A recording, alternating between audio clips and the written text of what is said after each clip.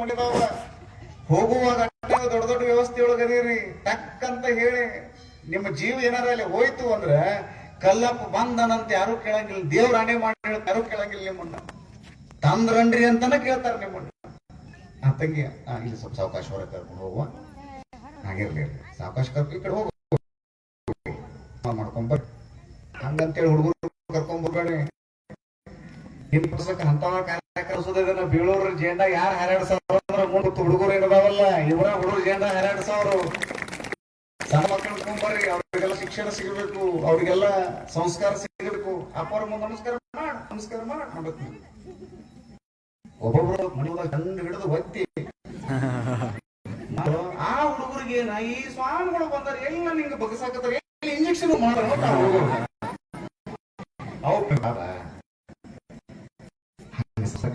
ಈ ದೇಶಕ್ಕೆ ಅಕ್ಕಿ ಕೊರತೆ ಆಯಿತು ಅಂದ್ರೆ ಹೊರದೇಶದಿಂದ ತರಿಸ್ಕೋಬಹುದು, ರಾಗಿಯ ಕೊರತೆ ಆಯಿತು ಅಂದ್ರೆ ಬೇರೆ ದೇಶದಿಂದ ತರಿಸ್ಕೋಬಹುದು, ಸಂಸ್ಕಾರವಂತ ಮಕ್ಕಳ ಕೊರತೆ ಆಯಿತು ಅಂದ್ರೆ ಯಾವ ದೇಶದಿಂದ ತರಿಸ್ಕೋತೀರಿ? ನಮ್ಮ ಮಕ್ಕಳಿಗೆ ಸಂಸ್ಕಾರ ಕೊಡಬೇಕಲ್ಲ. ಬೀಳೂರಿನ ಗುರುಬಸವ ಶಿವಯೋಗಿಗಳವರಿಗೆ ಸ್ಪಷ್ಟವಾಗಿ ಗೊತ್ತಿತ್ತು, ಜೀವನದ ಸಾರ್ಥಕ ಎಲ್ಲಿ ಅಡಿಗೆದ ಅಂದ್ರೆ ಇನ್ನೊಬ್ರು ಕಷ್ಟವನ್ನ ದೂರ ಮಾಡುವುದ್ರೊಳಗೆ ಅಡಿಗೆದ. ಮತ್ತೊಬ್ಬ ಭಕ್ತ ಬಂದ, ಯಪ್ಪಿ ಯಪ್ಪಿ ಯಪ್ಪಿ ಯಪ್ಪ, ಯಾರೋ ತಮ್ಮ ನೀನು ಮುತ್ತೆ ಯಪ್ಪ ನಾ ಇಂಥ ಮೂರವ್ರಿ, ಏನ್ ಸಮಸ್ಯೆ ನಿಮ್ಗೆ? ಏನಿಲ್ರಿ ಅಪ್ಪ ಅವ್ರ, ನಿಮ್ ಮಠದಾಗ ನಾನು ಗಣರಾಧನೆ ಮಾಡಿಸ್ಬೇಕಂತೀನಿ, ಎಲ್ಲರಿಗೂ ಪ್ರಸಾದ ಮಾಡಿಸ್ಬೇಕಂತೀಯ ಅಂದ್ರು. ಹೌದೇ ಅಪ್ಪ, ನನಗೆ ಅವಕಾಶ ಕೊಡ್ಬೇಕೆ ಅಪ್ಪ ನೀವು ಅಂದ್ರು. ಆಯ್ತು ತಗೋತಮ್ಮ, ನೀ ಪ್ರಸಾದ ಮಾಡಿಸ್ಬೇಕಂತಿ ಅಂದ್ರೆ ನಿನಗೆ ನಾನು ಅವಕಾಶ ಕೊಡ್ತೀನಿ ಅಂತ ಹೇಳಿ ಅವ್ರಿಗೆ ಅವಕಾಶ ಕೊಟ್ರು. ನೋಡ್ರಿ ಎಷ್ಟು ಚಂದ ಅದ ಅಂದ್ರೆ ಐಪುರಿ ದೇವಪ್ಪ ಅಂತ ಅವನ ಹೆಸರು. ದೇವಪ್ಪ ಅಂತ ತಲೆಯಾಗಿಟ್ಕೋರು ಅಷ್ಟ. ಅವ ಬಂದ ನಮಸ್ಕಾರ ಮಾಡಿದ, ಇಲ್ಲೇ ಪ್ರಸಾದ ಅಪ್ಪ ಅಂತ ತಿಳ್ಕೊಂಡು ಹೇಳ್ದ, ಮಾಡಿಸಪ್ಪ ಅಂದ್ರು. ಪ್ರಸಾದ ಎಲ್ಲ ರೆಡಿ ಆತ್ರಿ. ಎಲ್ಲಾ ಭಕ್ತರೆಲ್ಲ ಅಲ್ಲೇ ಮಡದಾಗಿರುವಂತವ್ರು ಭಕ್ತರೆಲ್ಲ ಪ್ರಸಾದ ಮಾಡ್ಬೇಕಂತಿದ್ರು. ಅವರು ಮಾಡ್ಯಾರ ಪ್ರಸಾದ 50 ಮಂದಿಗೆ. ಇನ್ನೇನು ಎಲ್ಲಾ ಗುರುಬಸ ಮುತ್ಯಾನ ಕೂತ್ಕೊಂಡಾರ, ಎಲ್ಲರಿಗೂ ಪ್ರಸಾದವನ್ನು ನೀಡ್ಯಾರ. ನೋಡ್ರಿ ಒಬ್ಬ ಗುರುವಿನ ಮಹತ್ವ ಎಷ್ಟು ದೊಡ್ಡದಿರ್ತದ ಅಂದ್ರ 50 ಜನರಿಗೆ ಮಾಡಿರುವಂತಹ ಪ್ರಸಾದ ಗುರುಬಸ ಮುತ್ಯಾನ ಪ್ರಸಾದ ಕೂತ್ಕೊಂಡಾರ. ಹಾ ನಮಸ್ಕಾರ ಸ್ವಾಮಿಗಳು ನಿಮ್ ಮನೆಗೆ ಬಂದು ಪ್ರಸಾದ ಕೂತಾಗ ನಿಮ್ಗೆ ಅಂತಾರ, ಸಾಷ್ಟಾಂಗ ಹಾಕ್ರಿ ಸಾಷ್ಟಾಂಗ ಹಾಕ್ರಿ. ಸಂಸ್ಕಾರ ಇತ್ತಂದ್ರೆ ಸಾಷ್ಟಾಂಗ ಅಂದ್ರೆ ಗೊತ್ತಾಕತ್ ನಿಮಗೆ. ಬಾಂಬೆ ಮಂದಿಗೇನು ಗೊತ್ತ್ರಿ ಸಾಷ್ಟಾಂಗ ಅಂದ್ರೆ? ಅವ್ ದೊಡ್ಡ ಶ್ರೀಮಂತ ಇದ್ದ, ಊಟಕ್ಕೆಲ್ಲ ಮಾಡಿಸಿದ್ರು ಸಾಷ್ಟಾಂಗ ಹಾಕಂದ್ರೆ ಸಾಷ್ಟಾಂಗ ಅಂದ್ರೆ ಗೊತ್ತಾ ಇಲ್ಲ. ನಾವು ಪಟ್ನ ಕಿಶಾಗಿಂದ 1,000 ರೂಪಾಯಿ ತೆಗೆದು ಕಿರಾಣಿ ಅಂಗಡಿ ಹೋಗಿ ತೊಗೊಂಬಂದು ಬಿಡ ನಾವು. ಏನು ಸಾಷ್ಟಾಂಗ ಅವೇ ಅಂತ ಹೇಳ್ದಾನ? ಅಪ್ಪ ಅವ್ರು ಸಾಷ್ಟಾಂಗ ಹಾಕಂದ್ರೆ ಸಾಷ್ಟಾಂಗ ಅಂದ್ರೆ ಕಿರಾಣಿ ಅಂಗಡಿ ಸಿಗತ್ತೆ ನಮ್ಮಂತ ಹೇಳ್ದಾನ. ಗೊತ್ತಾ ಇಲ್ಲ, ಸಂಸ್ಕಾರನ ಇಲ್ಲ. ಸಾಷ್ಟಾಂಗ ಹಾಕಪ್ಪ. ಆ ಶಿಷ್ಯ ಸಾಷ್ಟಾಂಗ ಹಾಕಿ ಶಿವಯೋಗಿನೇ ಸಂತೃಪ್ತೆ ತೃಪ್ತೋ ಭವತಿ ಶಂಕರ ಸಂತೃಪ್ತ್ಯಾ ತನ್ಮಯಂ ವಿಶ್ವಂ ತೃಪ್ತಮೇತಿ ಚರ ಹಿಂಗ ಮಂತ್ರ ಅಂದ. ಜಯ ಮಂಗಲಂ ಜಯ ನಮ ಪರಾಪತೆ ಶಿವರ ರಮ ಅಂದ್ರೆ ಚಲೋ ಆತ. ಹಂಗ ಅಂದ್ರೆ ನೀವು ಅಂದ್ರೆ ಬಾಳ ಚಲೋ ಆಯ್ತು ಅಂದ. ಮುತ್ತೆ ಇನ್ನೇನು ಲಿಂಗಕ್ಕೆ ಎಡಿ ತೋರಿಸಿ ಹಿಂಗ ಪ್ರಸಾದ ಉಣ್ಬೇಕಂತಿದ್ರು. ಅಷ್ಟ್ರೊಳಗನ ಒಂದು 100 ಮಂದಿ ಬಂದ್ರಿ ಅಲ್ಲಿ ಭಕ್ತರೆಲ್ಲ. ಮುತ್ಯನ ಸ್ವಭಾವ ಎಷ್ಟು ಚಲೋ ಇತ್ತು ನೋಡ್ರಿ ನಿಮ್ಗೆ. ನನ್ನ ಹೃದಯ ಎಷ್ಟು ತುಂಬುತ್ತದೆ ಅಂದ್ರೆ ಒಂದು 100 ಮಂದಿ ಎಲ್ಲ ಬಂದ್ ಬಿಟ್ರಲ್ಲ. ಮುತ್ಯ ಅಂದ್ರು ಯಾಕೆ ಗೊತ್ತ, ಹೊರಗೆಲ್ಲ ಬಹಳ ಸಪ್ಪಳ ಆಗಾಕತ್ತೈತಲ್ಲ. ಅಪ್ಪ ಅವ್ರು ಹೋದ್ರಿ, ಬೇರೆ ಊರಿನಿಂದ ಭಕ್ತರೆಲ್ಲ ನಿಮ್ಮ ಮಠಕ್ಕೆ ಬಂದಾರ. ಎಲ್ಲಿಂದ ಬಂದಾರ ಕೇಳು? ಬೇರೆ ಬೇರೆ ಕಡೆಯಿಂದ ಬಂದಾರ್ರಿಪ್ಪ, ಒಂದು 100 ಮಂದಿ ಒಮ್ಮೆ ಬಂದಾರ. ಮುತ್ಯ ಅಂದ್ರು ಇಂಥ ಊಟ ಮಾಡೋ ಟೈಮ್ ನೊಳಗ ಇನ್ನೇನು ಒಂದು ತುತ್ತು ಉಣ್ಣೋ ಟೈಮ್ ನೊಳಗ 100 ಮಂದಿ ಬಂದಾರ ಅಂದ್ರೆ ಆ 100 ಮಂದಿ ಸಾಮಾನ್ಯ ಅಂತ ತಿಳ್ಕೊಳ್ಬೇಡಪ್ಪ, ಸಾಕ್ಷಾತ್ ಪರಮಾತ್ಮನ ನನ್ನ ಮಠಕ್ಕೆ ಬಂದಾನ, ನೀವೇನು ವಿಚಾರ ಮಾಡಬೇಡ, ಸುಮ್ಮನೆ ಕೂತ್ರಿ. ಅವ್ರನ್ನೆಲ್ಲರೂ ಕರೀರಿ ಅಂದ್ರು. ಎಲ್ಲರೂ ಬಂದ್ರು. ಇವ ಪ್ರಸಾದ ಮಾಡಿಸಿದಲ್ರಿ ಕಾಯಿಪುರಿ ದೇವಪ್ಪನ, ಅವನಿಗೆ ದಸಕ್ಕಂತು. ನಾ ಅಡಿಗೆ ಮಾಡಿಸಿನಿ 50 ಮಂದಿಗೆ. ಇವ್ರು ಬಂದಾರ 100 ಮಂದಿ, ಎಲ್ಲಾ ಸೇರಿ 150 ಮಂದಿ ಆದ್ರು. ಇವ್ರು ಸೇರಿ ಮತ್ತೆ 200 ಮಂದಿ. ಇವ್ರಿಗೆಲ್ಲ ಹೆಂಗ್ ಹೊಟ್ಟಿಗೆ ತುಂಬಿಸೋದು? ಯಪ್ಪ ನಾ ಅಡಿಗೆ ಮಾಡಿಸಿದ 50 ಮಂದಿಗೆ ಹೆಂಗ್ ಮಾಡುದ್ರಿ? ಗುರುಬಸು ಮುತ್ತೆ ಅಂದ್ರು 50 ಮಂದಿಗೆ ಮಾಡಿಸ್ಬಲ್ಲೇಕಪ್ಪ, ನನ್ನ ಲಿಂಗ ಪಾದೋದಕ, ಇಷ್ಟ ಲಿಂಗಕ್ಕೆ ನಾನು ತೋರಿಸಿರುವಂತಹ ನೀರದ ಇಲ್ಲಿ ಪಾದೋದಕ ಅದ. ಇಲ್ಲಿ ಉದಕ ಅಂದ್ರೆ ನೀರು, ನಿಮ್ಗೆ ಗೊತ್ತಿರ್ಲಿ ಮರಾಠಿ ಮಂದಿಲ್ಲ ಅದಿರಲ್ಲ. ಲಿಂಗೋದಕ ಅಂದ್ರೆ ಲಿಂಗದ ನೀರು, ಇಷ್ಟ ಲಿಂಗದ ನೀರು.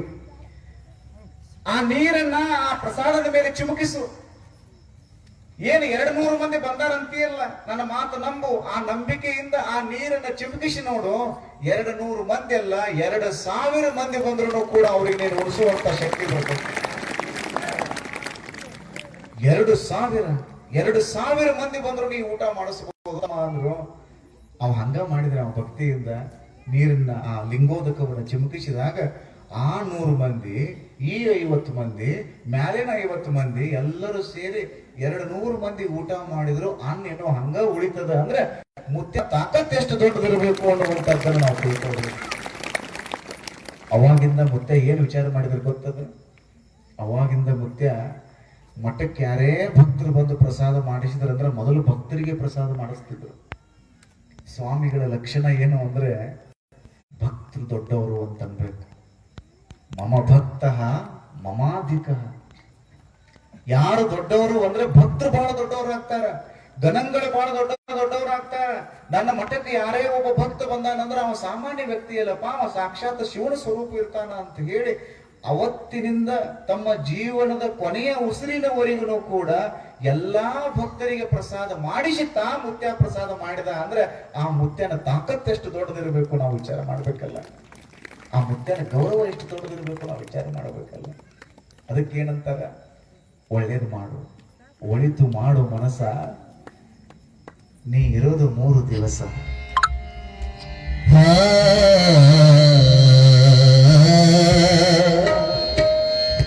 ಉಸಿರು ನಿಂತ ಮ್ಯಾಲೆ ನಿನ್ನ ಹೆಸರು ಹೇಳುತ್ತಾರ, ಹೆಳ ಅನ್ನುತ್ತಾರ,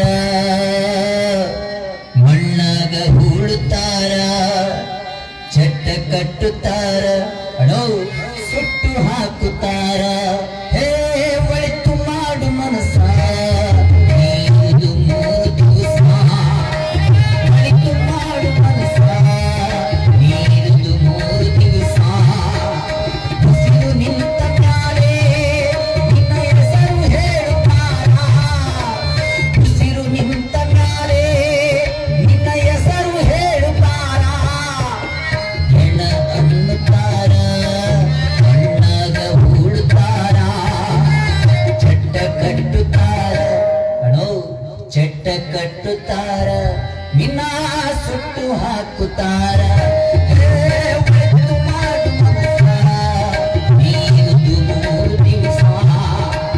ಒಳಿತು ಮಾಡು ಮನಸ, ನೀನು 3 ದಿವಸ.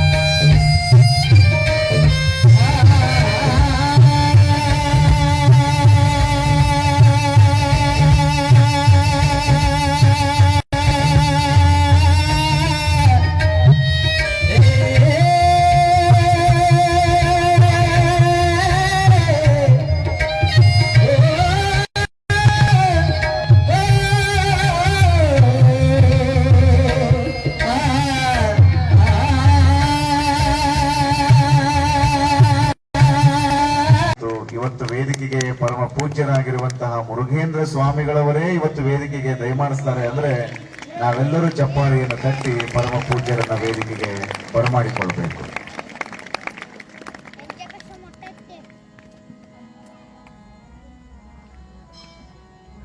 ಬೀಳೂರಿನ ಪರಮ ಪೂಜ್ಯರು, ನಮ್ಮ ನಾಡು ಕಂಡಿರುವಂತಹ ಅಪರೂಪದ ಗುರುಗಳು, ಪ್ರವಚನ ಪ್ರಭಾಕರರು ಎಂದೇ ಹೆಸರುವಾಸಿಯಾಗಿ ಅತ್ಯಂತ ಅದ್ಭುತ ಜೀವನವನ್ನ ಸಾಗಿರುವಂತಹ ಪರಮ ಪೂಜ್ಯ ಶ್ರೀಮನ್ ನಿರಂಜನ ಪ್ರಣವ ಸ್ವರೂಪ ಮುರುಘೇಂದ್ರ ಮಹಾಸ್ವಾಮಿಗಳವರು ಇವತ್ತು ವೇದಿಕೆಗೆ ದಯಮಾಡಿಸ್ತಾ ಇದ್ದಾರೆ. ಗುರುಬಸವ ಮುತ್ಯಾನ ಆಶೀರ್ವಾದವನ್ನು ಪಡೆದುಕೊಂಡಿರುವ ಸತ್ಯಂ ಶಿವಂ ಸುಂದರ ಸತ್ಯಂ ಶಿವಂ ಸುಂದರ ಸತ್ಯಂ ಶಿವಂ ಸುಂದರ ಸತ್ಯಂ ಶಿವಂ ಸುಂದರ ಸತ್ಯಂ ಶಿವಂ ಸುಂದರ.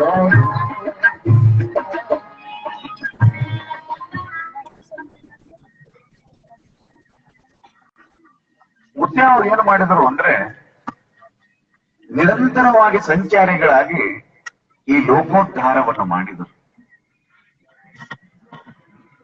ಹಳ್ಳಿಗೆ ಏಕರಾತ್ರಿ, ಪಟ್ಟಣಕ್ಕೆ ಪಂಚರಾತ್ರಿ ಎನ್ನುವಂತೆ ನಿರಂತರ ಸಂಚಾರಿಗಳಾದರು. ನಿರಂತರವಾಗಿ ಸಂಚಾರಿಗಳಾಗೋದು ಅಂದ್ರೆ ಏನು? ಅಡ್ಡಾಡೋದು. ಚಲಜಂಗಮರಾದರು. ಎಲ್ಲ ಭಕ್ತರು ನಮ್ಮವರು ಅಂತ ಹೇಳಿ ಅವ್ರನ್ನ ತಿಳ್ಕೊಂಡು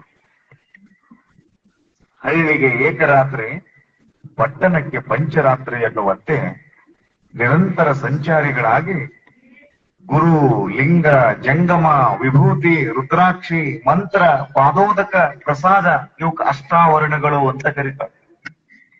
ಪಂಚಾಚಾರಗಳು ಅಂತದಾವ. ಲಿಂಗಾಚಾರ, ಸದಾಚಾರ, ಶಿವಾಚಾರ, ಘನಾಚಾರ, ಭೃತ್ಯಾಚಾರ, ಇವು ಪಂಚಾಚಾರಗಳು, 5 ಆಚಾರಗಳು. ಇನ್ನು ಷಟ್ಸ್ಥಲಗಳು ಅಂತದಾವ. ಭಕ್ತ, ಮಹೇಶ, ಪ್ರಸಾದಿ, ಪ್ರಾಣಲಿಂಗಿ, ಶರಣ, ಐಕ್ಯ ಅನ್ನುವಂತಹ 6 ಸ್ಥಳಗಳು. ಒಬ್ಬ ವ್ಯಕ್ತಿ ಭಕ್ತ ಗಿಟ್ಟಿರಬೇಕು ಅಂದ್ರೆ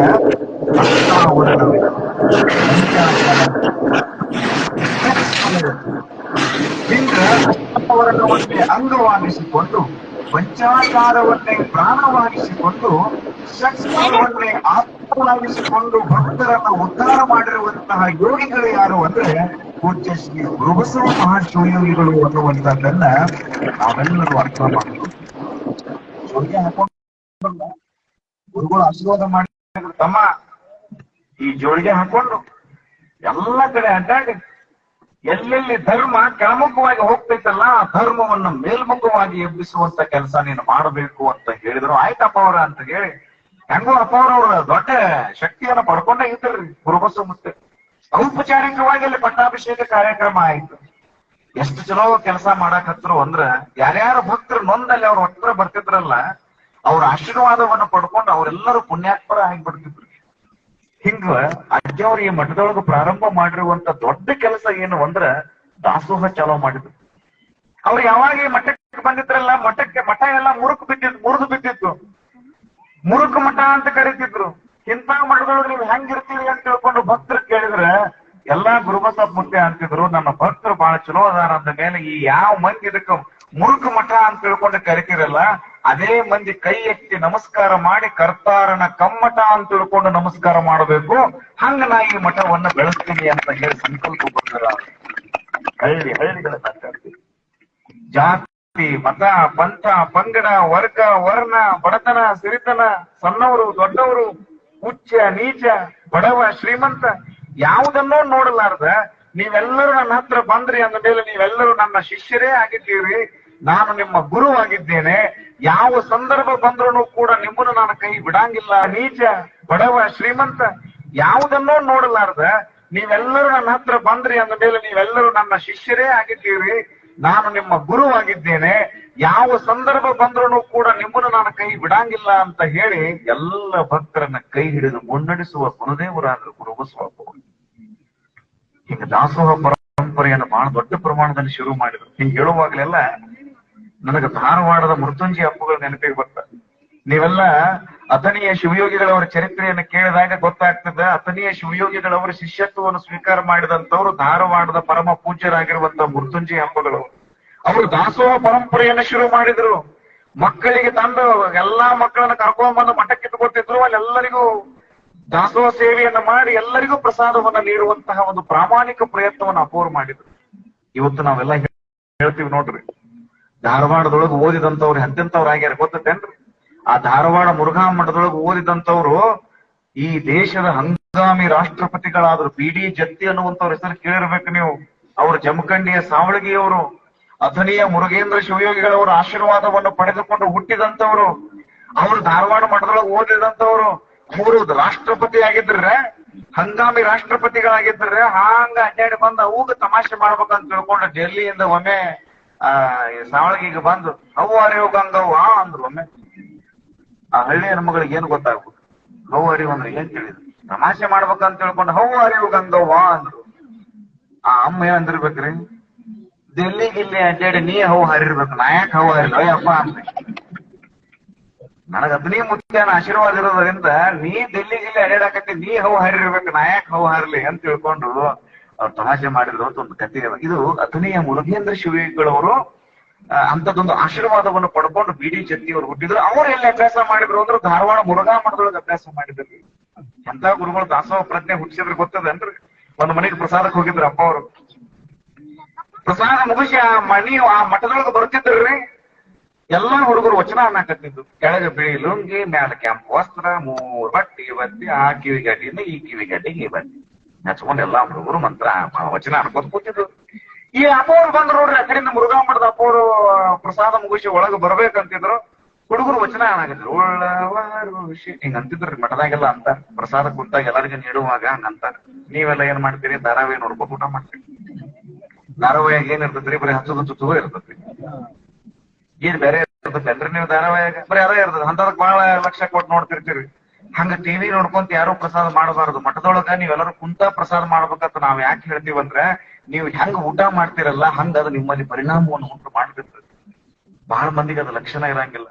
ಹೆಂಗರೆ ಉಣ್ಣೋದು ಅನ್ನ ಸಾರ ಉಣ್ಣುವಾಗನು ನೀವು ಟಿವಿ ನೋಡ್ಕೊಂತ ಉಣ್ಣಾಕತ್ರಿ ಅಂದ್ರೆ ನಿಮ್ಮ ಮೆದುಳಿಗೂ ನಿಮ್ಮ ದೇಹಕ್ಕೂ ಒಂದು ಕನೆಕ್ಷನ್ ತಪ್ಪಿಬಿಟ್ಟಿತ್ತು ಅಂದ್ರೆ ಬಹಳ ದೊಡ್ಡ ಆಘಾತ ಆಗ್ತದೆ. ಎಲ್ಲಾ ಮಕ್ಕಳಿಗೆ ಊಟಕ್ಕೆ ನೀಡಿದ್ರೆ ಅವತ್ತೆಲ್ಲರಿಗೂ ಹುಗ್ಗಿ ನೀಡಿಬಿಟ್ಟಾರ. 75 ವರ್ಷ ವಯಸ್ಸಿನ ಮೃತ್ಯುಂಜಯ ಅಪ್ಪಗಳು ಒಳಗೆ ಬಂದ ತಕ್ಷಣ ನನ್ನ ಮಕ್ಕಳೆಲ್ಲ ವಚನ ಅನ್ನಕತ್ತ ಊಟ ಕೂತವನ ತಮ್ಮ ಅಂದ್ರು. ಕರ್ಕೊಂಡ್ ಹೌದ್ರಿ ಅಪ್ಪ ಅವ್ರು ಕುಂತಾರ, ಕರ್ಕೊಂಡ್ ನಡಿ ನನ್ನಲ್ಲಿ ಅಂದ್ರು. ಬಂದ್ರಿ ಅಲ್ಲಿ ಅಪ್ಪ. 70 ವರ್ಷದ ಪುಣ್ಯದ ಪುತ್ಥಳಿಯೇ ಆಗಿದ್ದಂತಹ ಮೃತ್ಯುಂಜಯ ಅಪ್ಪಗಳು ಬಂದ್ರು. ಇವರೆಲ್ಲ ಗುರುಬಸವರಾಜ್ ಅವರು ಇವ್ರು ನಮ್ಮ ಅಥಣಿ ಮುರುಗೇಂದ್ರ ಅಪ್ಪ ಅವರ ಆಶೀರ್ವಾದದಿಂದ ಅವ್ರೆಲ್ಲ ದೊಡ್ಡವ್ರಾದವ್ರಿ. ಅವ್ರು ಅದಕ್ಕೆ ಈ ಕಥೆ ಹೇಳಕತ್ತೀನಿ ನಿಮ್ಗೆ. ಎಂತ ಗುರುಬಸಪ್ಪ ಅವ್ರ ಆಶೀರ್ವಾದ, ಹಂಗ ದಾಸೋಹ ಪ್ರಜ್ಞೆ ಅವ್ರಿಗೆ ಇತ್ತು ಅನ್ನೋದಕ್ಕೆ ಹೇಳ್ತಾರೆ ನಿಮಗೆ. ಅವ್ರು ಬಂದ್ರಲ್ರಿ, ನೋಡ್ರಿ ಅಪ್ಪ ಅವ್ರು ಹೆಂಗ್ ಹೇಳ್ತಾರೆ. ಧಾರವಾಡದೊಳಗ ಮೊಟ್ಟ ಮೊದಲ ದಾಸೋಹ ಶುರು ಮಾಡಿದ ಅಪ್ಪ ಅವರು. ಇದು ಯಾಕೆ ಈ ಮಾತು ಹೇಳ್ತೀವಿ? ಯಾಕೆ ಚಲೋ ಮಾಡಿ ಒಮ್ಮೆ ಸೆಟ್ ಬಿಡ್ರಿ, ತಿನ್ಬೇಡ್ರಿ ಒಳಗಳು ನೀವು.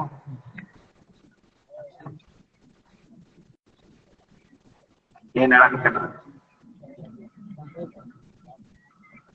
ನಿಮ್ಗ್ ಲಕ್ಷ್ಯ ಐತಿಲ್ ಕೇಳೋ ಸಲುವಾಗಿ ಹೇಳಕತ್ತೀನಿ ನಾ. ಇದೀಗ ಮೊದ್ಲಿಗಿಂತ ಹಂಗಿರುತ್ತಮ್ಮ ಮಾತು ಸೆಟ್ಟಿಂಗ್ ತಪ್ಪಿಸಿರೋರು ಅವ್ರು. ಏನಾದ್ರು ಸರಿಯಾಗಿ ಹೇಳ್ತೀರಿ ಅದನ್ನ? ಇಲ್ಲ ಸರಿಯಾಗಿ ಕೇಳಿಲ್ಲ ಅಂದ್ರೆ ಸ್ವಲ್ಪ ತೊಂದರೆ ಆಗ್ತದೆ. ಅದು ಈ ಮಾನಿಟರ್ ಆನ್ ಮಾಡಪ್ಪ, ಅದನ್ನ ಸ್ವಲ್ಪ ಕಡಿಮೆ ಮಾಡ್ರಿ. ಕರ್ಣಗಳನ್ನೆಲ್ಲ ಕಡಿಮೆ ಮಾಡ್ರಿ. ಈ ಮಾನಿಟರ್ ಅಷ್ಟ ಆನ್ ಮಾಡ್ರಿ. ಇದೀಗ ಬರೋಬ್ಬರ ಇರ್ತದ ಮೊದ್ಲಿಗೆ. ನೋಡ್ರಿ ಬಿಡಪ್ಪ, ಸುಮ್ನೆ ಕೂತ್ಕೊಂಡ್ಬಿಡ್ರಿ. ಒಂದ್ ಈಟ್ ಹೆಚ್ಚು ಕಡಿಮೆ ಆಯ್ತು ಅಂದ್ರೆ ಅದಕ್ಕೆ ಸ್ವಲ್ಪ ಲೆಕ್ಕನ ತಪ್ಪಿಬಿಡ್ತದೆ. ಅದು ಬಹಳ ಸಿಸ್ಟಮ್ ಅಂದ್ರೆ ಈಸಿ ಅಲ್ಲ. ನಿಮ್ ಕೆಳಗ್ ಕೂತ್ಕೊಂಡು ನೀವು ಅಂತಿರ್ತೀರ ಹೆಂಗಾಯ್ತು ಹಿಂಗಾಯ್ತು ಅಂತ ಹೇಳಿ. ನಮ್ಗ್ ಗೊತ್ತಾಗ್ತಿರ್ತದಲ್ಲ ಏನೇನ್ ಆಗ್ತದೆ ಹೆಂಗಾಗ್ತದೆ ಅಂತ ಹೇಳಿ. ನೋಡ್ರಿ, ಮೃತ್ಯುಂಜಯ ಅಪ್ಪಗಳವ್ರಿಗೆ ಯಾಕಂತ ದಾಸೋಹ ಪ್ರಜ್ಞೆ ಬಂದಿತ್ತು ಅಂದ್ರೆ, ಅವ್ರು ಎಲ್ಲಿ ಅಭ್ಯಾಸ ಮಾಡಿದ್ರು ಅಂದ್ರೆ ಗಚ್ಚಿನ ಮಠದಾಗ ಅಭ್ಯಾಸ ಮಾಡಿದ್ರು. ಗಚ್ಚಿನ ಮಠಕ್ಕೆ ಯಾರು ನಿರಂತರವಾಗಿ ಹೋಗ್ತಿದ್ರು ಅಂದ್ರೆ ಮುದ್ದೆ ಹೋಗ್ತಿದ್ರಿ. ನಮ್ಮ ನಾಡಿನ ಆಧ್ಯಾತ್ಮ ಲೋಕದ ತ್ರಿಮೂರ್ತಿಗಳು ಯಾರ್ಯಾರು ಅಂದ್ರೆ, ಅಥಣಿಯ ಪರಮ ಪೂಜ್ಯರಾಗಿರುವಂತಹ ಮುರುಗೇಂದ್ರ ಸ್ವಾಮಿಗಳವರು, ನಿರಂಜನ ಯೋಗಿಗಳಾಗಿರುವಂತಹ ಬಿದರಿಯ ಕುಮಾರಸ್ವಾಮಿಗಳವರು, ಮತ್ತೊಬ್ಬರು ರಾಜಯೋಗಿಗಳಾಗಿರುವಂತಹ ಪರಮ ಪೂಜ್ಯ ಗುರುಬಸವ ಮಹಾಸ್ವಾಮಿಗಳು ಏನದಾರಲ್ಲ, 3 ಮಂದಿ ತ್ರಿಮೂರ್ತಿಗಳು. ಬಿಲ್ವ ಪತ್ರಿ ಇದ್ದಂಗ್ರಿ 3 ದಳ ಒಂದೇ ಕಡೆ ಇರ್ತಿತ್ರಿ ಇವ್ರದ್ದು 3 ಮಂದಿದ ಕತಿ ಬಾಳ ಚಂದ ಚಂದ ಅದಾವ್ರಿ. ಒಬ್ಬ ಯಾವ ಶಿಷ್ಯ ಬಂದ, ಯಪ್ಪ ನಮ್ಮ ಆಕಳ ಗಬ್ಬ ಐತಿ, ಏನ್ ಐತೈತಿ ಅಂತ ಮೊದಲಿಗೆ ಗತ್ತಿನ ಮಾಡದ ಮುರುಗೇಂದ್ರಪ್ಪ ಅವ್ರು ಕೂತಿದ್ರು. ಆಕಳ ಹೆಣಗರ ಐತೈತಿ ಹೋಗ್ಬಾಳ ಅಂದ್ರು. ಅಟ್ಟಕ್ಕೆ ಬಿಡ್ಬೇಕು ಬೇಡ್ರಿ ನಾವು ಬಂದು ಈ ಬಗ್ಗೆ ಪಟ್ಟ ಬಿಡ್ಕೊಂಡ್ ಬಂದ ಸುಮ್ಮನೆ ಹೋಗು ಸ್ವಾಮಿಗಳು ಕೇಳಿ ಹೋಗ್ಬೇಕೆ ಅಲ್ಲಿ ನೀವು ಎಲ್ಲರನ್ನು ಕೇಳೇ ಬಿಡ್ಬೇಕಂತೀರಿ. 3 ಮಂದಿ ಕುಂತಾರ ಅಲ್ಲಿ. ಮೊದಲಿಗೆ ಕುಂತವ್ರು ಗಚ್ಚಿನ ಮಾಡದ ಅಪ್ಪ ಅವ್ರು, ಏನ್ ಐತೈತ್ರಿ ಅಪ್ಪ ಅವ್ರ ಹೆಣಗರ ಐತೈತಿ ಹೋಗ್ಬಾಳ ಅಂದ್ರು. ಅಟ್ಟಕ ಬಿಡ್ಲಿಲ್ಲ. ನಡುವು ನಟ್ಟು ಯಾರು ಕೂತಿದ್ರ ಅಂದ್ರೆ ಬಿದ್ರಿ ಕುಮಾರಸ್ವಾಮಿಗಳು ಕೂತಿದ್ರು. ಯಪ್ಪ ಅವ್ರ ಹಂಗ ಅನ್ನಕತ್ತಾರ, ನೀವೇನಂತೀರಿ? ಅವ್ರ ಹಂಗ ಅಂತ ಬಿಡು, ಹೋರಿ ಐತೈತಿ ಹೋಗಂದ್ರ ಅವ್ರು ಗರ್ಲಕ್ ಬಿದ್ರಿ ಅಮ್ಮ. ಆ ಸ್ವಾಮಿಗಳರೇ ಹೆಣಗರ ಅಂತಾರ, ಈ ಸ್ವಾಮಿಗಳರೇ ಹೋರಿ ಐತೈತಿ ಅಂತಾರ. ಇದು ಹೆಂಗ್ರಿ ಬಗ್ಗೆ ಹೇಳಿದ್ರು ಮುಂದ್ ಕೂತವ್ರ ಆ ಕಡೆ ಮಕ್ಕಳು. ಅಪ್ಪ ಅವ್ರು ನಮ್ಮ ಅಪ್ಪ ಅವ್ರು ಗುರುವಸು ಮುದ್ದೆ ಕೂತಾರ, ಪಟಕ ಸುತ್ತಕೊಂಡಾರ, ಕೈ ಕೋಟ್ ಹಾಕೊಂಡಾರ. ಅವ್ರಿಗೂ ಸಾಷ್ಟಾಂಗ ಬಿದ್ದೀವ. ಯಪ್ಪ ನಾ ಬಂದ್ ಹೋಗ್ಬಿಟ್ಟಿನ್ರಿ. ಏನ್ ಅಪ್ಪತ್ತಮ್ಮ ಅಂದ್ರು. ಆ ಅಪ್ಪ ಅವರು ಹೋರಿ ಐತೈತಿ ಅಂತಾರ, ಈ ಅಪ್ಪ ಅವರು ಹೆಣಗರ ಐತೈತಿ ಅಂತಾರ. ಮತ್ ನೀವೇನ್ ಹೇಳ್ತೀರಿ ಅಪ್ಪ ಅವ್ರು? ನೀವ್ ಯಾವ್ದು ಕೋಟ್ ಹಾಕ್ತೀರಿ ಅದಕ್ಕೆ ಹಾಕ್ಬೇಕು ಅಂತ ಬಿದ್ದಕ್ಕೆ ಗುರುಬಸಪ್ಪ ಮುದ್ದೆ ಅಂದ್ರು, ಇಬ್ರು ದೊಡ್ಡ ದೊಡ್ಡ ಯೋಗಿಗಳದಾರು ತಮ್ಮ, ಅವ್ರ ಮಾತು ಹೆಂಗ ಸುಳ್ಳಾಕೈತಿ, ಮನಿಗ್ ಹೋಗಿ ನೋಡು 2 ಕರ ಇದಿರ್ತೈತಿ ಅಂತ ಆಶೀರ್ವಾದ ಮಾಡಿದ್ರಂತ. ಮನಿಗ್ ಬರ್ಬರು 2 ಕರ ಇದಿದ್ರು. ಆಗ್ಲೇ ಯಾವಾಗ 2 ಕರ ಏನ್ಲಿ ತಗೊಂಡಿಲ್ಲ, ಒಂದ ಇರೋದು.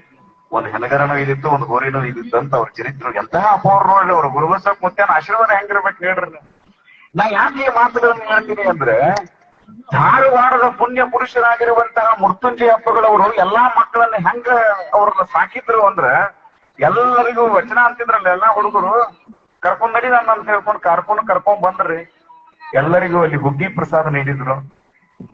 10ನೇ ಹುಡುಗನ ತೆಲಿ ಮೇಲೆ ಕೈ ಆಡಿಸಿ ಅಪ್ಪ ಅವ್ರು ಕೇಳಿದ್ರು, ತಮ್ಮ ಪ್ರಸಾದಕ್ಕೆ ಏನ್ ಮಾಡ್ಯಾರ? ಹುಗ್ಗಿ ಮಾಡ್ಯಾರ್ರಿ ಅಪ್ಪ ಅವ್ರ. ಆ ಹುಗ್ಗಿಯಾಗ ತುಪ್ಪ ನೀಡ್ಯಾರ ಅಂತ. ಆ 10ನೇ ಹುಡುಗ ಸುಳ್ಳು ಹೇಳಕ್ ಬರ್ತಿತ್ತು. ಅವ್ನ್ ಸುಳ್ಳು ಹೇಳಕ್ ಬರ್ತಿತ್ತು ಅವ್ನ್. ಯಾಕಂದ್ರೆ ಹುಗ್ಗಿಯಾಗ ತುಪ್ಪ ನೀಡಿಲ್ಲ ಅಂದ್ರೆ ಕಾರ್ಕೂನ ನಾನು ಬಡಿತ ಮಾಸ್ತರ್ ಬಡದ ಬಿಡ್ತಾನ. ನಾನು ಅಪ್ಪ ಅವ್ರ ಮುಂದೆ ಯಾಕೆ ಸುಳ್ಳು ಹೇಳಿದ ಮಗನ ಅಂತ ಬಡದ ಬಿಡ್ತಾನೆ. ಅಪ್ಪ ಅವ್ರಿಗೆ ವಯಸ್ಸಾಗೈತಿ, ಚಸ್ಮಾ ಹಾಕೊಂಡಾರ. ಅವ್ರಿಗೇನ್ ಗೊತ್ತಾಗ ಹುಗ್ಗಿಯಾಗ ತುಪ್ಪ ನೀಡ್ಯಾರ ಇಲ್ಲ ಅನ್ನೋದು. ಅಪ್ಪಗಳಿಗೆ ಸುಳ್ಳು ಹೇಳಿಬಿಡುನು ಅಂತ ತಿಳ್ಕೊಂಡು ಹುಡುಗ 10ನೇ ಹುಡುಗ ಸುಳ್ಳು ಹೇಳಿದ್ರು. ನೀಡ್ಯಾರ್ರಿ ಅಪ್ಪಾರ ಅನ್ನೋ. ತಮ್ಮ ಇಷ್ಟಲಿಂಗದೊಳಗೆ ಜಗತ್ತನ್ನೇ ನೋಡಿರುವಂತಹ ಮಹಾಯೋಗಿಗಳು ಅಂದ್ರೆ ಮೃತ್ಯುಂಜಯ ಅಪ್ಪಗಳವರು ಹುಗ್ಗಿಯಾಗ ತುಪ್ಪ ನೀಡಿರಲು ಗೊತ್ತಾಗಂಗಿಲ್ಲ ಅಂದ್ರೆ 10ನೇ ಹುಡುಗನ ಬಿಟ್ರು. ಲಾಸ್ಟ್ 5ನೇ ಹುಡುಗ ಕೂತಿದ್ದ. ಈ ಬಗ್ಗೆ ಪಟ ಪಡ್ಕೊಂಡು ರುದ್ರಾಕ್ಷ ಹಾಕೊಂಡ್ ಕೂತಾನವ. ಅವನು ತೆಗ್ ಹೋಗಿ ತಲೆ ಮೇಲೆ ಕೈ ಆಡಿಸಿ, ಬಾಳ ಹುಗ್ಗಿಯಾಗ ತುಪ್ಪ ನೀಡ್ಯಾರ? ಇಲ್ರಿ ಅದಾರ. ಪಟ ಬೈಲ್ ಬರೇ ಹುಗ್ಗಿ ಅಡ್ಡ ನೀಡ್ಯಾರ, ತುಪ್ಪನೂ ಇಲ್ಲ, ಹಂಪಳು ಇಲ್ಲ, ಸಂಡಿಗೂ ಇಲ್ಲ, ಏನೂ ಇಲ್ಲ ನೋಡ್ರಿ, ಉಪ್ಪಿನಕಾಯಿ ಏನೂ ಇಲ್ರಿ ಅದಾರ.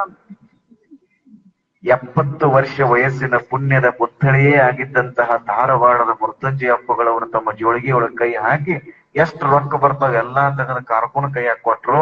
ಬರೀ ಹುಗ್ಗಿ ಅಡ್ಡ ನೀಡ್ರಿ, ನನ್ನ ಮಕ್ಳು ಹೆಂಗ್ ಹುಡ್ತಾವ ತಮ್ಮ, ಹೋಗಿ ತುಪ್ಪ ತಗೊಂಡು ಬಾ ಅಂದ್ರು. ಓಡ್ಕೋತ ಹೋಗಿ ತುಪ್ಪ ತಂದ ಮೇಲೆ ಎಲ್ಲರಿಗೂ ತುಪ್ಪ ನೀಡಿದ ಮೇಲೆ ಒಂದು ಪವಾಡ ಆಗ್ತದ. ನಿಮ್ಮನ್ನು ಬಿಟ್ಟು ಈ ಜೀವ ಭಕ್ತರ ಮನೆಗೆ ಹೋಗಿ ಹೋಳಿಗೆ ತುಪ್ಪ ತಿಂದು ಬಂದೈತಿ, ನನ್ನ ಕ್ಷಮಾ ಮಾಡ್ರಿಪ್ಪ ಅಂತ ಸಾಷ್ಟಾಂಗ ಪ್ರಣಾಮ ಹಾಕಿ ಎಲ್ಲಾ ಹುಡುಗರನ್ನ ಕೇಳಿದವ್ರು ಯಾರು ಅಂದ್ರೆ ಮೃತ್ಯುಂಜಯ ಅಪ್ಪಗಳು. ಅವರು ದಾಸೋಹ ಪೀಠವನ್ನು ಶುರು ಮಾಡಿದ್ರಲ್ಲ, ಅದಕ್ಕೆ ಶುಭಾರಂಭ ಹಾಕಿದಂತವ್ರು ಅಥನೀಯ ಪರಮ ಪೂಜ್ಯ ಮುರುಗೇಂದ್ರ ಸ್ವಾಮಿಗಳವರು, ಬೀಳೂರಿನ ಗುರುಬಸವ ಸ್ವಾಮಿಗಳವರ ಕೃಪಾ ಛತ್ರದಲ್ಲಿ, ಆ ಕೃಪಾ ವಲಯದಲ್ಲಿ ಅವ್ರು ಬೆಳೆದ್ರಲ್ಲ. ಸಣ್ಣವರಿದ್ದಾಗ ಬೆಳೆದಿದ್ರಲ್ಲ, ಅಂತ ಶಕ್ತಿ ಸಾಮರ್ಥ್ಯವನ್ನ ಅವ್ರು ಪಡ್ಕೊಂಡಿದ್ರು. ಇಂಥ ಮಠಗಳು ಏನ್ ಮಾಡಿದವು ಅಂದ್ರೆ ಯಾವುದೇ ಜಾತಿಗೆ ಸೀಮಿತ ಆಗಿರ್ಲಿಲ್ಲ. ಯಾರ್ಯಾರ ಮಠಕ್ಕೆ ಬರ್ತಿದ್ರಲ್ಲ ಎಲ್ಲರಿಗೂ ಕೂಡ ಸಮಾನವಾಗಿ ಪ್ರಸಾದವನ್ನ ನೀಡಿರುವಂತಹ ಮಠಗಳು ಏನ್ ಮಾಡಿದವು ಅಂದ್ರೆ ಸಂಸ್ಕೃತಿ ಸಂಸ್ಕಾರವನ್ನ ಕಲಿಸಿದ್ರು. ಯಾವ ಬೋರ್ಡ್ ಬರ್ದಿದಂತ ಹೋಟೆಲ್, ನೀವು ಉಂಡ್ರಿ ನಿಮ್ಮ ಬಿಲ್ ನಿಮ್ಮ ಮೊಮ್ಮಗನ ಕಡೆಯಿಂದ ಇಸ್ಕೊತೀವಿ ಅಂತ ಬರ್ದಿತ್ತು. ಆ ಬೋರ್ಡ್ ಬರ್ದಿದ್ರು ಹೋಟೆಲ್ ಮೇಲೆ, ನೀವು ತಿಂದಿದ್ದನ್ನ ನಿಮ್ಮ ಮೊಮ್ಮಗನಿಂದ ವಸೂಲಿ ಮಾಡಲಾಗುತ್ತದೆ. ಒಬ್ಬ ಓದೇ ಬಿಟ್ರಿ ಅವ್ನು, ಮಸ್ತ್ ಊಟ ಮಾಡಿಬಿಡೋನು, ನನ್ನ ಮೊಮ್ಮಗನ ಕಡೆ ವಸೂಲಿ ಮಾಡೋರಲ್ಲಿ ಇವ್ರೇನು ವಿಚಾರ ಮಾಡೋಣ ಅಂತ ತಿಳ್ಕೊಂಡು ಒಳಗೆ ಹೋಗಿ ಅದನ್ನತ್ತ ಇದನ್ನತ್ತ ಹಂಗದ ಹೆಂಗದ ಎಲ್ಲಾನು 10 ಪ್ಲೇಟ್ ಹೊಡೆದ್ರಿ ಇವ. ಯಾಕಂದ್ರೆ ಅವ್ನ್ ಗೊತ್ತಿತ್ತು ಈ ಬಿಲ್ ನಮ್ ಕಡೆ ಇಸ್ಕೊಳಂಗಿಲ್ಲ, ನನ್ನ ಮೊಮ್ಮಗನ ಕಡೆ ಇಸ್ಕೊತಾರ, ಯಾಕೆ ವಿಚಾರ ಮಾಡೋದು ಅಂತ ತಿಳ್ಕೊಂಡು ನಾವ್ ಹಂಗ ಎಲ್ಲಿ ಮಠ ಉಂಡಿದ್ದಂದ್ರ ಆ ಮಾಡ್ರ ಕೊನೆಗೆ ದ್ವಾಸಿ ಕಾಣ್ತಿದ್ವು. ಆ ನಮ್ಮನೆ ಉಂಡಿದ್ರಿ ಅವ್. ಉಂಡಾದ ಮೇಲೆ ಕೈ ತೊಳ್ಕೊಂಡು ಇನ್ನೇನು ಎದ್ದು ಹೋಗ್ಬೇಕಂತಿದ್ದ 10,000 ರೂಪಾಯಿ ತಂದು ಒಂದು ಬಿಲ್ ಇಟ್ಬಿಟ್ಟವ ಹೋಟೆಲ್ ನಾವ್. ಆ ಬಿಲ್ ನೋಡಿದ ತಕ್ಷಣ 1,000 ಗುಂಡು ಹಾರಿಸಿದಂಗ ಆಗಿಬಿಡ್ತೇವೆ. 10,000 ರೂಪಾಯಿ ಬಿಲ್ ಮಾಡಿದ್ರಿ, ಇದು ನಾವ್ ಉಂಡಿದ್ದಲ್ಲ, ಮತ್ತೆ ಏನ್ ಹೊರಗೆ ಕೊಡಾಕಿಲ್ಲ ತಮ್ಮ ಅಂತ ಹೋಟೆಲ್ ನಾವು ಜಗಳ ತಗಲ್ ಏನ್ ಹಾಕಿ ಅವ್ರಿಗೆ, ನೀವು ಉಂಡಿದ್ದನ್ನ ನಿಮ್ ಮೊಮ್ಮಗನಿಂದ ವಸೂಲಿ ಮಾಡ್ತೀವಿ ಅಂತ ತಿಳ್ಕೊಂಡು ಹಾಕಿ ಮತ್ತೆ ನನ್ನ ಕಡೆ ಯಾಕೆ ವಸೂಲಿ ಮಾಡಕತ್ತಿ? ಅವ್ ಹೋಟೆಲ್ ನಾವ್ ಹೇಳಿದಾಗ ಇದು ನಿಮ್ ಬಿಲ್ ಅಲ್ರಿ ನಿಮ್ ಮುತ್ಯಾನ ಬಿಲ್ ಐತಿ ನೀವು ತಂದ್ ಕೊಡ್ರಿ ಅಂತ ಹೇಳಿದಂತ ಇದು ನಿಮ್ ಬಿಲ್ ಅಂತ ನಾವೇನ್ ಹೇಳಿವಿ ನಿಮ್ ಮುತ್ಯಾನ ಉಂಡಿದ ಬಿಲ್ ನಿಮಗ್ ತಂದು ಕೊಡಾಕತ್ತೀವಿ ಇಂಥದೆಲ್ಲ ಇರ್ತದ ನಿಮಗ್ ₹1 ನಿಮಗ್ ಏನಾದ್ರು ಹಂಗ ನೋಡ್ರಿ ಮುಸ್ಲಿಂಗಳಿಗೆ ಕಾಗಿ ಹೊಡಿಲಾರ್ದಂತ ಸಂದರ್ಭದೊಳಗ ಇವತ್ತು ನಮ್ಮ ಮಠಗಳು ಏನ್ ಮಾಡಿದ್ವು ಅಂದ್ರೆ ತಿರ್ಕೊಂಡು ಬಂದು ಕರ್ಕೊಂಡು ಕೊಂಡುವಂತಹ ಒಂದು ಪ್ರಾಮಾಣಿಕ ಪ್ರಯತ್ನವನ್ನು ಮಾಡಿದ್ವಲ್ಲ ಈ ಭಾಗದಲ್ಲಿ ಈ ಸಾಂಗ್ಲಿ ಸಂಸ್ಥಾನದ ಭಾಗದೊಳಗ ಚಂದ ಸಂಸ್ಥಾನದ ಭಾಗದೊಳಗ ಒಂದು ಮಠವನ್ನ ಕಟ್ಟಿ ಆ ಮಠದ ಮೂಲಕ ಬಹಳ ದೊಡ್ಡದಾಗಿರುವಂತಹ ಪರಂಪರೆಯನ್ನು ಹುಟ್ಟು ಹಾಕಿದವರು ಯಾರು ಅಂದ್ರೆ ಗುರುಬಸಪ್ಪ ಮುತ್ಯ ಅನ್ನುವಂತದ್ದನ್ನ ನಾವು ಯಾರು ಮರೆಯಬಾರದು. ನೋಡ್ರಿ ಎಂತ ಸರಳವಾಗಿ ಬದುಕಿದ್ರು. ಆ ಜಿರ್ಗಾಳ ಮಾದಪ್ಪ ಅಂತ ಒಬ್ಬ ಭಕ್ತ ಬಂದ್ರೆ ಅವ್ರ ನಮಸ್ಕಾರ ಮಾಡಿ ಅಡ್ಡಬೇಕು ಯಪ್ಪ ಕಾಶಿಗೆ ಹೋಗ್ಬೇಕಂತ ಮಾಡೇನ್ರಿ ಹೌದಾ ತಮ್ಮ ಹೋಗಿ ಬಾ ಅಂದ್ರು. ಗುರುಗಳು ಹೆಂಗಿರ್ತಾವ ನೀವೇನ್ ಮಾಡ್ತೀರಿ ಅಂತೀರಿ ಆಶೀರ್ವಾದ ಮಾಡ್ತಾರ ಹೋಗಿ ಬಾ ತಮ್ಮ ಅಂದ್ರು. ನಿಮ್ ಆಶೀರ್ವಾದ ಇರ್ಬೇಕ್ರಿ ಅಪ್ಪ ಅಂದ್ರ ಆಯ್ತಪ್ಪ ಒಳ್ಳೇದಾಗ್ಲಿ ಹೋಗಿ ಬಾ ಅಂತ ಅವ್ ಕಾಶಿಗೆ ಹೋದ. ಗುರುಬಸಪ್ಪ ಮುತ್ಯನ ಆಶೀರ್ವಾದ ಎಂತದಿತ್ತು ಅಂದ್ರೆ ಅಲ್ಲಿ ಕಾಶಿಗೆ ಹೋದ್ರು ಕೂಡ ಅಲ್ಲಿ ಕಾಶಿ ಒಳಗೆ ಯಾರ ಕಾಣಕತ್ತಿದ್ದು ಅಂದ್ರ ಗುರುಬಸಪ್ಪ ಮುತ್ಯನ ಕಾಶಿ ಒಳಗೆ ಕಾಣಕತ್ತಿದ್ದ ಅಷ್ಟು ಭಕ್ತಿ ಐತ್ರಿ ಅವ ಕಾಶಿಗೆ ಹೋದ್ರು ಗುರುಬಸಪ್ಪ ಮುತ್ಯನ ಕಾಣವ. ಯಾಕಂದ್ರೆ ಗುರುಬಸಪ್ಪ ಮುತ್ಯನ ಲೀಲಾ ಅಷ್ಟು ದೊಡ್ಡದದ, ಗುರುಬಸಪ್ಪ ಮುತ್ಯನ ಪರಿಣಾಮ ಅಷ್ಟು ದೊಡ್ಡದದ, ಗುರುಬಸಪ್ಪ ಮುತ್ಯನ ಚಾರಿತ್ರ್ಯ ಅಷ್ಟು ದೊಡ್ಡದದ ಅನ್ನೋ ಕಾರಣಕ್ಕಾಗಿ ಎಲ್ಲಿ ಹೋದ್ರು ಅವರೇ ಕಾಣವ್ರು. ಕಾಶಿಗೆ ಹೋದ, ಆ ಕ್ಷೇತ್ರಕ್ಕೆ ಹೋದ, ಈ ಕ್ಷೇತ್ರಕ್ಕೆ ಹೋದ, ಎಲ್ಲಿ ಹೋದ್ರು ಗುರುಬಸಪ್ಪ ಮುತ್ಯನ ಕಾಣವ್ರು. ಎಲ್ಲಾ ಮುಗಿಸಿದ ಬಂದ ಮೇಲೆ ಹೆಂಗ ಗೊತ್ತಮ್ಮ ಅಂದ್ರು. ಯಪ್ಪ ಬಾಳ್ ಚಲೋ ಆತ, ಎಲ್ಲಿ ಹೋಗಿನಲ್ಲ ನನಗ್ ನೀವ ಕಾಣಾಕತ್ತಿದ್ರಿ. ಬಾಳ್ ಚಲೋ ಆತಪ್ಪ. ಗುರುವಿನ ಪಾದ ಒಂದು ಗಟ್ಟಿ ಹಿಡಿದು ಬಿಟ್ಟಿ ಅಂದ್ರ ನೀ ಯಾರ ಪಾದ ಹಿಡಿಯುವಂತ ಜರೂರತ್ ಬೀಳಂಗಿಲ್ಲಪ್ಪ. ಯಾವ ಗುರುವಿನ ಪಾದ ಒಮ್ಮೆ ಗಟ್ಟಿಯಾಗಿ ಹಿಡಿದಿರ್ತಿಯಲ್ಲ ಆ ಗುರುವಿನ ಪಾದ ಒಟ್ಟ ಬಿಡಬೇಡ ತಮ್ಮ ಅಂತ ತಿಳ್ಕೊಂಡು ಆಶೀರ್ವಾದ ಮಾಡಿದ್ರು. ಅವ್ ಹಂಗ ಕೇಳೇ ಬಿಟ್ಟ, ಯಪ್ಪ ಹೊಲ್ದಾಗ ನಾನು ಬೋರ್ ಹೊಡಿಬೇಕಂತೀನಿ, ಬಾವಿ ತೆಗಿಬೇಕಂತೀನಿ, ಹೆಂಗ ಮಾಡೋದು ತೆಗಿ, ಈ ಜಾಗದಾಗ ತೆಗಿ, ಇಲ್ಲೇ ಕೂತ ಹೇಳಿದ್ರಿ ಅಪ್ಪ ಈ ಜಾಗದಾಗ ತೆಗಿ ಅಂತ ತಿಳ್ಕೊಂಡು ಮಠದಾಗ ಕೂತು ಈ ಜಾಗದಾಗ ನೀರ್ ಬಾವಿ ತೆಗಿಪ್ಪ ಅಂತ ತಿಳ್ಕೊಂಡು ಹೇಳಿದ್ರ ಅವ ಬಾವಿ ತೆಗದ್ರ ಅಪ್ಪ ಅವ್ರಿಗೆ ಎಲ್ಲಿ ಹೇಳಿದ್ರಲ್ಲ ಅಲ್ಲಿ ಆ ನೀರ್ ಬರ್ತದ ಅನ್ನುವಂತದ್ರ ಬಗ್ಗೆ ನಾವು ಚರಿತ್ರೆ ಒಳಗೆ ಕೇಳ್ತೀವಿ ಅಂದ್ರೆ ಅಪ್ಪ ಅವ್ರಿಗೆ ಎಂತ ಶಕ್ತಿ ಇರಬೇಕು ನಾವು ವಿಚಾರ ಮಾಡ್ಬೇಕಲ್ಲ. ಹಿಂಗ ಅನೇಕ ಲೀಲೆಗಳನ್ನ ಮಾಡ್ತಾ ಅಪ್ಪ ಅವ್ರು ಏನ್ ಮಾಡಿದ್ರು ಅಂದ್ರೆ ಎಲ್ಲರಲ್ಲಿಯೂ ಕೂಡ ಧಾರ್ಮಿಕ ಪ್ರಜ್ಞೆಯನ್ನ ಜಾಗೃತ ಮಾಡಿದ್ರು. ಆಸೆ ಬಹಳ ಮಾಡ್ಬೇಡ್ರಿ ತಮ್ಮ ಅಂತ ಹೇಳ್ತಿದ್ರು. ತಪಸ್ ಮಾಡೋದು ಅಂದ್ರೆ ಏನ್ ಗೊತ್ತದ ನಿಮಗ? ಮುತ್ಯ ತಪಸ್ ಹೆಂಗ ಮಾಡಿದ್ರು ಅಂತಂದ್ರ ಹಿಮಾಲಯಕ್ಕೆ ಹೋಗಿ ತಪಸ್ ಮಾಡಿದ್ರೆ ತಪಸ್ ಅಂತ ತಿಳ್ಕೊಳ್ಳುವಂಗಿಲ್ಲ. ನೀವು ಇಲ್ಲೇ ಇದ್ದಲ್ಲ ನೀವು ತಪಸ್ ಹೆಂಗ ಮಾಡೋದು ಅಂದ್ರೆ ಎಲ್ಲವನ್ನ ಬಿಟ್ಟು ಬಿಡೋದು. ನೀವೊಂದ್ ಕಥೆ ಕೇಳಿರ್ಬೇಕು. ನೀವು ಒಬ್ರು ಸ್ವಾಮಿಗಳಿದ್ರಿ 30-35 ವರ್ಷದ ಸನ್ಯಾಸಿ ಇದ್ರು, ಹಿಮಾಲಯದೊಳಗೆ ತಪಸ್ ಕೂತ್ಕೊಂಡಿದ್ರಿ. ಒಬ್ಬ ದೊಡ್ಡ ಗುರುಗಳು ಬಂದ್ರಲ್ಲಿ, ಏನ್ ತಪಸ್ ಮಾಡಿರಿ ಅಂತ ಕೇಳಿದ್ರು. ಅವ್ ಸಣ್ಣ ಗುರುಗಳು ಅಂದ್ರು, ಕಡ್ಡಿ ಪೆಟ್ಟಿಗಿರ್ಲಾರ್ದ ಬೆಂಕಿ ಹಸ್ತನ್ರಿ ಅಪ್ಪಗಳನ್ನ. ಸಣ್ಣ ಸ್ವಾಮಿಗಳು ನೀವು ಅಂತಿರ್ಬೇಕು ಮನಸ್ನ್ಯಾಗ, ಅದೇನ್ ದೊಡ್ಡದೈತ್ರಿ ಅಪ್ಪಗಳು, ನಮ್ಮ ಹೊರಗು ಬೆಂಕಿ ಹಚ್ಚೋರು ಬಾಳ ಮಂದಿ ಆರ್ರಿ ಅಂತ ಹೇಳ್ತಾರ್ರಿ ಎಲ್ಲಾ ಕಡೆನೂ. ಆ ವಿಚಾರ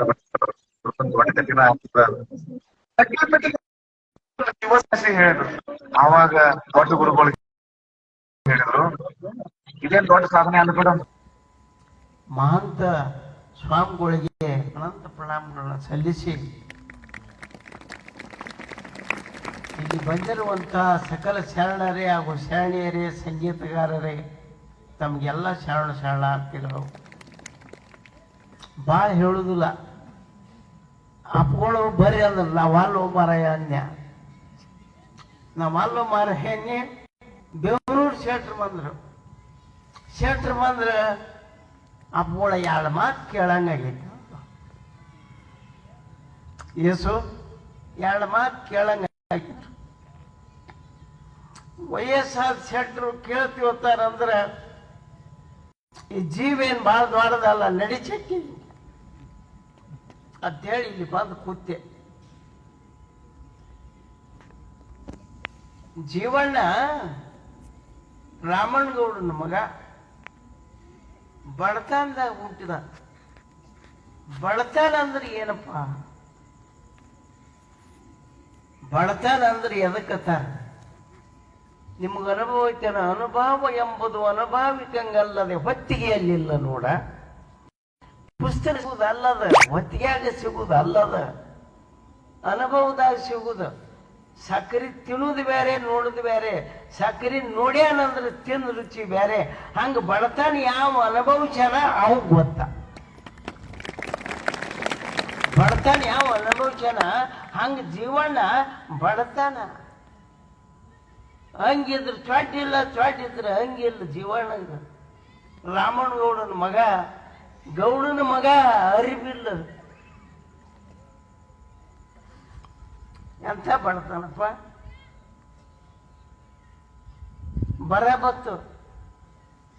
ಬರ ಬಂದ್ರ ಊಟಕ್ಕೇನು ಸಿಗುವಂತ. ರಾಮಣ್ಣ ಗೌಡ ತನ ಈ ಊರ್ ಬಿಡು ನಡಿ.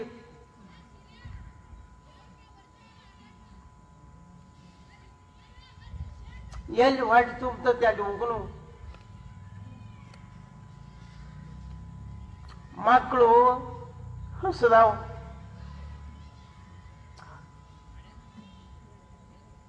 ಹಸದ ಮಕ್ಕಳಿಗೆ ಏನು ಕೊಡ್ಲಿಲ್ಲ ಅಂದ್ರೆ ಹೆಂಗ? ಮಕ್ಕಳು ತಗೊಂಡು ಸಿಂದಗಿ ದಾರಿ ಹಿಡಿದ್ರು. ಸಿಂದಿಗೆ ಬಂದ್ರು. ಸಿಂದಿಗೆ ಬಂದು ಬಡತನ ಒಂದು ತುತ್ತು ಕ್ವಾಟ್ರ್ ಕೊಡ್ಲಿಕ್ಕಿಲ್ಲ. ಅಳ್ತಿದ್ದು ಮಕ್ಕಳು. ಅಳು ಮಕ್ಕಳು ಬಸ್ಲ ಇಟ್ಕೊಂಡ ಸಿಂದಿಗೆ ಬಂದ್ರು. ರಾತ್ರಿ ಸಿಂದಿಗೆ ವಿರಕ್ತಿ ಮಾಡಿದಾಗ ವಸ್ತಿ ಮಾಡಿದ್ರು. ಸಿಂದಿಗೆ ವಿರಕ್ತಿ ಮಾಡಿದಾಗ ಹೊಟ್ಟೆ ಉಂಡು ಮಕ್ಕಳು. ಬಡತನ ಅಂದ್ರೆ ಹೆಂಗ ಹತ್ ಕೇಳಿನ ಕೂತ್ಕೊಂಡು ಚರ್ಚೆ. ಯಪ್ಪ ಅದು ಭಾಳ ಆಸೈತೆ ನಾವು. ಸಕ್ರಿ ಹೊತ್ತು ಚೀಲ ಹೊತ್ತು ಹಮಾಲಿ ಮಾಡಿದ್ದಾನು ಬಡತನ ಅಂದವ. ನಿಡೋಣಿ ಇಟ್ಟರ ಬಡತನ ಪೂಳ ತಂದ್ರೆ ತಿನ್ಬೇಕು, ತರ್ಲಿಕ್ಕೆ ಇಲ್ಲ ಅಂದ. ಈ ಮೂರ್ತಿ ಮಾಡಿಸ್ಕೊಟ್ಟನಲ್ಲ ಆ ಹುಡುಗ ಶಾಲಿಗೆ ಹೋಗಾಕ ಹಾಕಿದ್ದಿದ್ದಿಲ್ಲ. 1500 ರೂಪಾಯಿ ಶಾಲೆಯಾಗ ಪೀಕ್ ಕುಡಿಸಿ ಅವನು ಶಾಲೆಗೆ ಹಚ್ಚೀನಿ. ಇದು ಬಡತನ.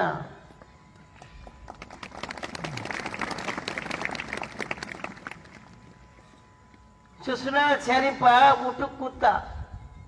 3 ತಾಟ್ನ್ಯಾಗ ಅಂಬ್ಲಿ ಮಾಡಿ ಹಾಕೊಂಡಿದ್ರು. ಇನ್ನು ಉಣ್ಬೇಕತ್ತಿದ್ರು. ಅದರೊಟ್ಟಿಗೆ ಒಬ್ಬ ಅತಿಥಿ ಬಂದ. ಮನ್ಯಾಗ ಹೆಂಡತಿ, ತಾಯಿ,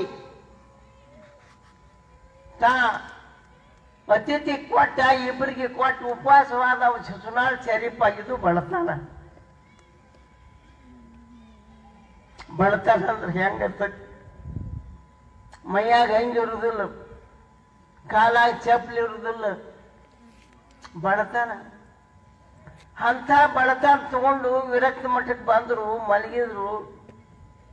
ಹೊಟ್ಟೆ ತುಂಬ ಉಂಡು ಮಕ್ಕಳು ನಿದ್ದೆ ಮಾಡಕ್ ಹೋಗಿದ್ರು. ನಸಿಕಿನ್ಯಾಗ ರಾಮಣ್ಣಗೌಡ ಎದ್ದ. ಎದ್ದೇನು ಎಬ್ಸಿದ. ಹೇಳು, ಇವೆರಡು ಹುಡುಗರನ್ನ ತಗೊಳ್ಳು, ಈ ಹುಡುಗನ್ನ ಇಲ್ಲೇ ಬಿಡುನು. ಇದು ಒಂದರೆ ಸುಖದಾಗ ಇರ್ತೈತಿ. ಆಕೆ ತಾಯಿ ಎತ್ತಾಳ, ಬೆಳ್ಳಿ ಕಾಯಿ ವಾಜ್ಯನ ತಾಕಿ ಎತ್ತಾಳ. ಇಲ್ಲ, ಈ ಮಗ ಸುಖದಾಗ ಇರ್ಲಿ, ಈ ಮಗ ಸುಖದಾಗಿರ್ಲಿ. ಮುಖ ನೋಡ್ತಾನ ಮಗಂದ ಚಂದ್ರದಂಗ ಹೊಳಿತಿತ್ತು. ಮಲಗ್ಯದ. ಅವ್ರ ಹೋಗಿ ಮುಖ ನೋಡ್ತಾಳ, ಮಲಗ್ಯದ. ದೀಪ ಪಣತಿ ಹಚ್ಚಿಟ್ಟ. ಆ ಪಣತಿ ದೀಪಿನೊಳಗೆ ಮಗನ ನೋಡಿ ಇಬ್ರು ಜೀವಪ್ಪನ ಬಿಟ್ಟು ಹೋಗಿಬಿಟ್ರು. ಜೀವಪ್ಪನ ಬಿಟ್ಟು ಹೋಗಿಬಿಟ್ರು. ಹೇಳ್ತೈತಿ ಮಗ, ಮುಂಜಾನೆ ಹೇಳ್ತೈತಿ, ಅವ್ವ ಅಪ್ಪ ಒದರ್ತೈತಿ. ಅವ್ವ ಅಪ್ಪ ಅಂತ ಒದರಿದ್ರೆ ಯಾರದಾರ? ಯಾರೂ ಇಲ್ಲ. ನಮ್ ಜೀವ ಇಲ್ಲ. ಮಾನ್ಸೂನ್ ಮಗ ಜೀವ ಅಟ್ಟದ. ಅಪ್ಪ ಯಾರೂ ಇಲ್ಲ. ಷಣ್ಮುಖ ಸ್ವಾಮಿಗಳು ಇದ್ರು. ಷಣ್ಮುಖ ಸ್ವಾಮಿಗಳು ಈ ಮಗನ ನೀನ್ ರಾತ್ರಿ ಬೈದ್ರು, ಬಿಟ್ಟು ಹೋಗ್ಯಾರ. ಏನ್ ಮಾಡೋನು? ಜಾಕ್ ಮಾಡೋನು. ಎತ್ಕೋತಾರ. ಎತ್ಕೊಂಡ್ ಮಗನ ಇಲ್ಲಪ್ಪ ನಾ ಜಾಕ್ ಮಾಡ್ತೇನೆ ತಿಳ್ಕೊಂಡು ಬಗಲಾಗಿ ಇಟ್ಕೊಂಡು ಪಟ್ನ ಹೆಕ್ಕಿ ಭಕ್ತರು ಮಠಕ್ಕೆ ಬಂದರು. ಮಠಕ್ಕೆ ಬಂದಾಗ ಭಕ್ತರಿಗೆ ಹೇಳ್ತಾರ, ನೋಡಪ್ಪ ನಿಮ್ಮ ಮನ್ಯಾಗ 40 ತೊಟ್ಲು ತೂಗ್ತಾವ, ಅದ್ರ ಪೈಕಿ ಇದೊಂದು ತೊಟ್ಲ ತಿಳ್ಕೊರಿ, ನಿಮ್ಮ ಮನೆ ಉಳಿಯಿರಿ ಅಂತ ಹೇಳ್ಬಿಟ್ಟು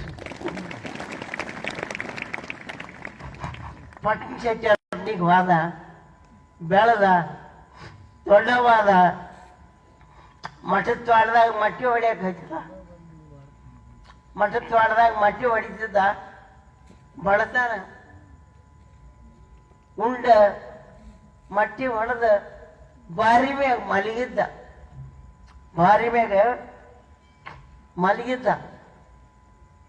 ಆ ಕಡೆ ಗಮಂಡದಾರಿ ಬಂದರು. ಗನ್ನಮಂಡದಾರಿ ಬಂದು ಎಲ್ಲೇ ಈ ಮಗನ ಕಾಲಾಗ ಪದ್ಮ ಐತಲ್ಲ ಇಲ್ಲಿ ಯಾಕೆ ಮಣಗೈತಿ ಅಂದ್ರ ಅವ್ರು. ಈ ಮಗನ ಕಾಲಾಗ ಪದ್ಮ ಐತಿ ಇಲ್ಲಿ ಯಾಕೆ ಮಣಗೈತಿ ನೋಡ್ತಾರ. ಪದ್ಮ ಜೀವಣ್ಣ ಎಬ್ಸಿದ್ರು. ಜೀವಣ್ಣ ಎದ್ದ, ನನಗೆ ಊರಾಗ ಅಡ್ಡಾಡಿ 2 ರೊಟ್ಟಿ ತಗೊಂಬಾರಪ್ಪ ಜೀವಣ್ಣ, ಕಂತೆ ಭಿಕ್ಷೆ ಮಾಡ್ಕೊಂಬಾರಪ್ಪ. ಎದ್ದು ಓಡಿ ಬಿಟ್ಟ. ಓಡಿ ಕಂತೆ ಭಿಕ್ಷೆ ಮಾಡ್ಕೊಂಬಂದ. ಪ್ರಸಾದ ಮಾಡಿದ್ರು. ನೋಡಪ್ಪ, ನೀ ರಾಜೋಗಿ ಮರ್ಯಾಗದಿ ಇಲ್ಲಿ ಯಾಕೆ ಮಲಿಗೆ ಕಟ್ಟಿಬಿಟ್ಟು ಚಪ್ಪಡಿಸ್ಬಿಟ್ರು. ದೊಡ್ಡವರ ಆಶೀರ್ವಾದ. ಜೀವಣ್ಣನ ಕಾಲಾಗ ಪದ್ದು ಬಿತ್ತು. ಅದೇ ಪದ್ದು ಮಲ್ಲಿಗೆ ಬತ್ತ ಕೇಳಿದ್ರೆ ಎಲ್ಲಾರನ್ನೂ ಉದ್ಧಾರ ಮಾಡ್ಕೋತ ಬೀಳೂರು ಮಠದ ಪಟ್ಟಾಭಿಷೇಕಕ್ಕೆ ಬಂದ್ರು. ಇಷ್ಟೆಲ್ಲ ಮಂದಿನ ಸರ್ಕಾರಕ್ಕೆ ಮಕ್ಕಳಿದ್ದಿದ್ದಿಲ್ಲ, ಮಕ್ಕಳ ಕೊಟ್ರು, ಬೆಳೀತು. ಹಿಂಗ 8 ಮಂದಿಗೆ ಮಕ್ಕಳಿಲ್ಲ, ಮಕ್ಕಳ ಕೊಟ್ರು. ಹಿಂಗ ಮಕ್ಕಳ ಕೊಟ್ಟು ಪಟ್ಟಾಭಿಷೇಕ ಇವ್ರದಾಗಿ 1 ವರ್ಷ ಆತನ 2 ವರ್ಷ ಆತ ಅಪ್ಪೋಳ್ ಪಟ್ಟಾಭಿಷೇಕ ಆಗಿ. ಅವ್ರದ್ದು ಭವ್ಯ ರೀತಿಯಿಂದ ನನ್ಗೆ ಆರಾಮ ಇದ್ದಿದ್ದಿಲ್ಲ, ಆದ್ರೂ ಹೋಗಿದ್ನ್ಯ ಅಂತ ಪಟ್ಟಾಭಿಷೇಕ. ಇವ್ರಿಗೆ ಪಟ್ಟಾಭಿಷೇಕ ಅಂದ್ರೆ ಏನು?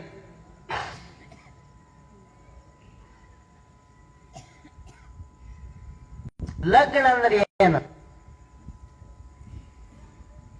ಗಂಡ ಹೆಂಡತಿನ ಜೋಡಿಸೋದು ಲಗ್ನ. ನೂಲ್ ಸುತ್ತಿ ಎಲ್ಲಾ ಮಾಡಿ, ಸುರ್ಗಿ ಎಲ್ಲಾ ಮಾಡಿ, ಕಂಕಣ ಕೊಟ್ಟ ಗಂಡ ಹೆಂಡತಿನ ಜೋಡಿ ಮಾಡೋದು ಲಗ್ನ. ಇಲ್ಲಿ ಲಿಂಗಪ್ಪ ಗುರು, ನಾವು ಆ ಲಿಂಗಯ್ಯನನ್ನ ಗುರು ಮಾಡಿ ನಮ್ಮ ಕೈಯಾಗ ಕೊಟ್ಟು ಇದಪ್ಪ ನಿಂದು ಮೋಕ್ಷವನ್ನು ದಾರಿ ತೋರಿಸೋದ ತಿಳ್ಕೊಂಡು ಆ ಗುರು ನಮ್ಮ ಕೈಯಾಗ ಹಸ್ತ ಮಸ್ತಕ ಸಂಯೋಗದಿಂದ ಆ ಲಿಂಗವನ್ನು ಕೈಯಾಗ ಕೊಡುವುದೇ ಇದೇನಂತಾರ ಅಧಿಕಾರ ಅಥವಾ ದೀಕ್ಷಾ ಅಂತ. ದೀಕ್ಷಾ ಲಿಂಗಧಾರಣ ಬೇರೆ, ದೀಕ್ಷಾ ಬೇರೆ, ಪಟ್ಟಾಭಿಷೇಕ ಬೇರೆ. ಪಟ್ಟಾಧಿಕಾರ ನೀವು ಯಾರು ನೋಡಿಲ್ಲ, ಅಲ್ಲಿ ಬಾಗೇವಾಡಿಗೆ ಬಂದ್ರೆ ನೋಡ್ತಿದ್ರಿ. ಬಾಗೇವಾಡಿಗೆ ಎಷ್ಟು ಮಂದಿ ಬಂದಿರು? ನಾ ಸಿದ್ಧಲಿಂಗನ ಪಟ್ಟಾಭಿಷೇಕ ಮಾಡಾಗ ಎಷ್ಟೋ ಮಂದಿ ಬೈತು. ನಾ ಸ್ವತಃ ಸಾಷ್ಟಾಂಗ ಹಾಕೀನಿ. ಸಾಷ್ಟಾಂಗ ಹಾಕಿ ಅಧಿಕಾರ ಕೊಟ್ಟನಿ. ಅಧಿಕಾರ ಕೊಟ್ಟ ಸ್ವಾಮಿ ಲಿಂಗ ಮುಟ್ಟಿ ಲಿಂಗವಾದ. ಲಿಂಗ ಮುಟ್ಟಿ ಲಿಂಗವಾದಾಗ ಒಂದ ಸ್ಥಳ, ನಾ ಬೇರೆ ಅಲ್ಲ, ಅವ ಬೇರೆ ಅಲ್ಲ. ಲಗ್ನಾಗ ಗಂಡ ಬೇರೆ ಅಲ್ಲ, ಹೆಂಡತಿ ಬೇರೆ ಅಲ್ಲ, ಇಬ್ರು ಒಂದ. ಜೀವ ಎಲ್ಲ ಒಂದ. ಗಂಡ ಹೆಂಡ ಎಲ್ಲಾದರೇನು, ಒಳಗೆ ಇರುವ ಜೀವಾತ್ಮ ಒಂದೇ. ಹಂಗೆ ಇಲ್ಲಿ ಪಟ್ಟಾಭಿಷೇಕ ಆತು. ಪಟ್ಟಾಧಿಕಾರ ಆದಾಗ ಎಷ್ಟೋ ಮಂದಿ ಬಂದರು, ಎಷ್ಟೋ ಮಂದಿ ಅಡಿಗೆ ಮಾಡಿಸಿದ್ರು, ಎಷ್ಟೋ ಮಂದಿ ಪ್ರಸಾದ ತಗೊಂಡ್ರು. ಅಪ್ಪಗಳಿಗೆ ಅವಾಗ ಎಷ್ಟಾಗಿದ್ದು ಅಂದ್ರೆ 60 ಆಗಿದ್ದು. ಅಟೊತ್ತಿಗೆ 60 ವರ್ಷಕ್ಕೆ ಪಟ್ಟಾಭಿಷೇಕ. ಮುಂದೆ ಆಮ್ಯಾಗ ಮಠ ಕಟ್ತಾರ ಅವ್ರು.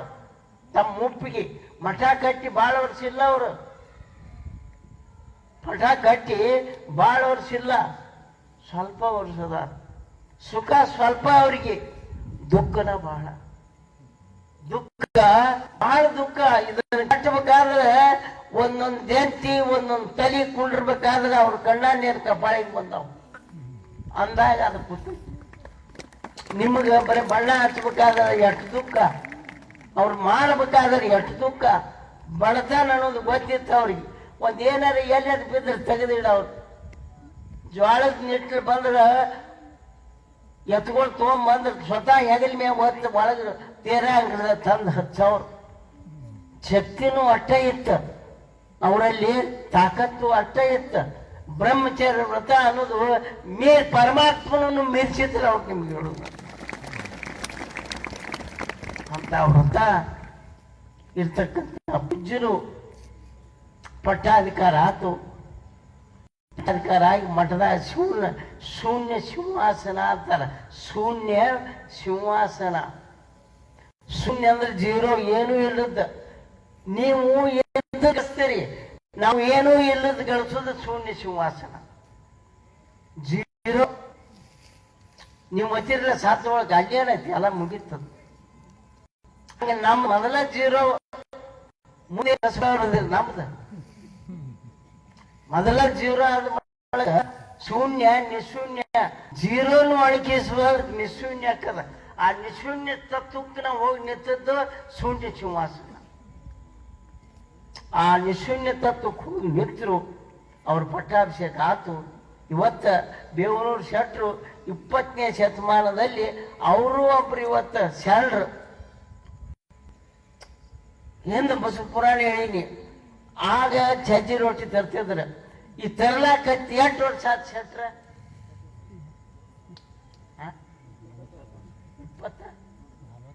20 ವರ್ಷ ಆತ್. ವರ್ಷ ಒಂದು ಚೀಲ ಸಜ್ಜಿ ರೊಟ್ಟಿ ತರ್ತಾರ. ನಮ್ಮೂರವ್ರು ಕೊಡುದಿಲ್ಲ, ಕರೆ ಶೆಟ್ಟಿ ಮಾಡ್ಕೊಂಡ್ ಬಂದು ಕೊಡ್ತಾರ. ಎಂಥ ದೊಡ್ಡ ಮನುಷ್ಯಪ್ಪ ಶೆಟ್ಟಿ, ಎಂಥ ದೊಡ್ಡ ಮನುಷ್ಯ. ಅಂತ ಶೆಟ್ಟಿ 2 ಮಾತು ಹೇಳ್ರಿ ಹೋಗುಲ್ಲ ಬಣ್ಣ ಇಲ್ಲಿ ಇಲ್ಲಂದ ಬರ್ತ ಅಪ್ಪಗಳಿಗೆ ಹೇಳಿನ ನಾ ಬರ ಇಲ್ರಿ ಅಂತ ಹೇಳಿ ಬಿಡ್ರಿಪ್ಪ ನಾಳಿಗೆ ಬರ್ರಿ ಅಂದ್ರೆ ಅವ್ರು. ಆದ್ರೆ ಅವ್ರಿಗೆ ಹಕ್ಕ ಯಾರಿಗೆ? ಶೆಟ್ಟಿಗೆ. ಬ್ಯಾಡ್ರಪ್ಪ ಇವತ್ತು ಬರ್ರಿ ಮಕ್ಕೊಂಡಿನಿ ಕೊಟ್ಕೊಂಡು ಸೈಡ್ ಬಂದ ರೊಟ್ಟಿ ಎಬ್ಬಿಸದ ನಡ್ರಿಪ್ಪ ಹೋಗೋಣ. ನಾನು ಹೇಳೋದಾಗುದಿಲ್ಲ, ಅಂದೆ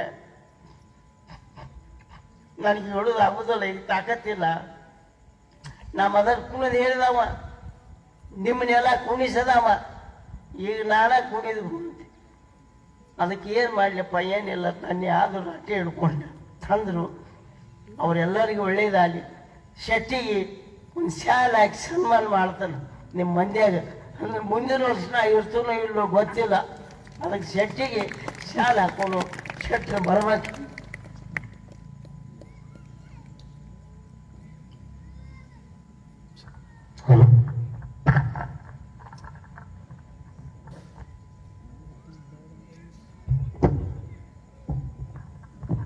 ಬೇವನೂರು ಶೆಟ್ಟರು ವೇದಿಕೆಗೆ ಬರಬೇಕು.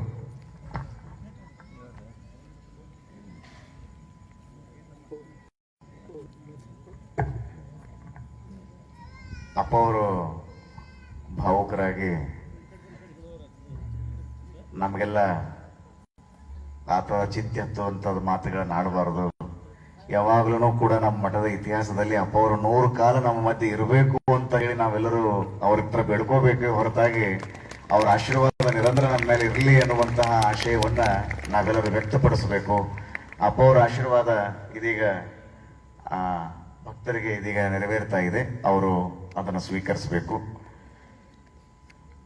ಅಪ್ಪ ಅವರು ಹೇಳಿದ ಹಾಗೆ ಒಂದು ಸಂದರ್ಭದಲ್ಲಿ ಅದ್ಭುತವಾಗಿ ಬಸವ ಪುರಾಣ ಕಾರ್ಯಕ್ರಮವನ್ನ ಅಲ್ಲಮ ಪ್ರಭುದೇವರ ವಚನಗಳನ್ನ ಸುಂದರವಾಗಿ ನಿರ್ವಚನ ಮಾಡ್ತಾ ಇರುವಂತಹ ಕೆಲವು ಸ್ವಾಮಿಗಳು, ನಾನು ಹೇಳೋದು ಬೆರಳೆಣಿಕೆ ಎಷ್ಟೇ ಸ್ವಾಮಿಗಳು, ಸುಮಾರು ಒಂದು 2-3 ಮಂದಿ ಸ್ವಾಮಿಗಳಲ್ಲಿ ಅಗ್ರಗಣ್ಯ ಸ್ವಾಮಿಗಳು ಯಾರು ಅಂದ್ರೆ ಬೀಳೂರಿನ ಪರಮ ಪೂಜ್ಯರಾಗಿರುವಂತಹ ಮುರುಘೇಂದ್ರ ಸ್ವಾಮಿಗಳವರು ಬಹಳ ಅದ್ಭುತವಾಗಿ ಅಲ್ಲಮ ಪ್ರಭುದೇವರ ವಚನಗಳನ್ನ ಅಗದಿ ಜವಾರಿ ಭಾಷೆಯೊಳಗೆ ಅವರದನ್ನು ಹೇಳ್ತಾ ಇದ್ರು.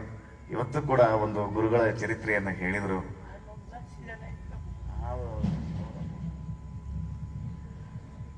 ಹೀಗಾಗಿ ಇಲ್ಲೆಲ್ಲ ಸೇರ್ತಾ ಇರುವಂತ ಜನರನ್ನ ನೋಡಿ ನನಗೆ ಹೇಳ್ತಾ ಇದ್ರು ಅಪ್ಪ ಅವರವರು, ನನ್ನಂತೂ ಹೃದಯ ತುಂಬಿ ಬಂದೈತಪ್ಪ, ಇಷ್ಟು ಸಾವಿರ ಜನ ಎಲ್ಲ ಬಂದು ಕೂತ್ಕೊಂಡು ಪ್ರವಚನ ಕೇಳ್ತಾರಂದ್ರೆ ಸಣ್ಣದೇನಲ್ಲ ಅಂತ ಹೇಳಿ. ಅದು ತಮ್ಮ ಆಶೀರ್ವಾದ, ಗುರುಬಸವ ಮುತ್ಯನ ಆಶೀರ್ವಾದ, ಚನ್ನಬಸವ ಅಪ್ಪ ಅವರ ಆಶೀರ್ವಾದ ಅಂತ ನಾನು ಹೇಳಿದೆ. ಅವ್ರು ಬಹಳ ಖುಷಿ ಪಟ್ರು ಅಪ್ಪ ಅವರು. ಗುರುಗಳಿಗೆ ಸ್ವಾಮಿಗಳಿಗೆ ಏನ್ ಖುಷಿ ಆಗುತ್ತೆ ಅಂದ್ರೆ ನೀವೆಲ್ಲಾ ಭಕ್ತರು ಸಂಸ್ಕಾರವನ್ನ ಸಂಸ್ಕೃತಿಯನ್ನ ಪಡ್ಕೊಂಡಾಗ ಅದಕ್ಕಿಂತನೂ ದೊಡ್ಡ ಭಾಗ್ಯ ಮತ್ತೊಂದಿಲ್ಲ, ಖುಷಿ ಇಲ್ಲ ಅಂತ ಹೇಳಿ ಎಲ್ಲ ಭಾವಿಸ್ಕೊತಾರೆ. ಆ ಹಿನ್ನೆಲೆಯಲ್ಲಿ ಪೂಜ್ಯರು ದಯಮಾಡಿಸಿ ಅವ ಭಕ್ತರಿಗೆ ಆಶೀರ್ವಾದವನ್ನ ಕರುಣಿಸಿದ್ದಾರೆ. ನಾವೆಲ್ಲರೂ ಪೂಜ್ಯರನ್ನ ಒಂದು ಸಾರಿ ಚಪ್ಪಾಳೆ ತಟ್ಟಿ ಅವರನ್ನು ನಾವು ಗೌರವದಿಂದ ಬೀಳ್ಕೊಡೋಣ.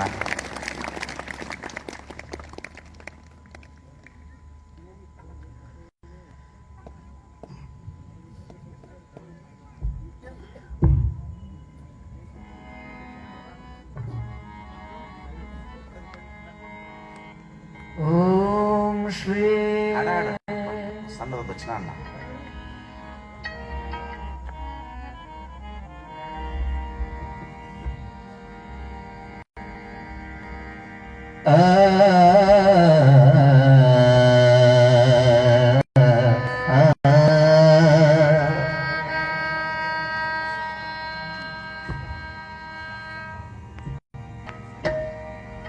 ನೀ ನನಗೆ ಗುರುವಾಗಬೇಕಾ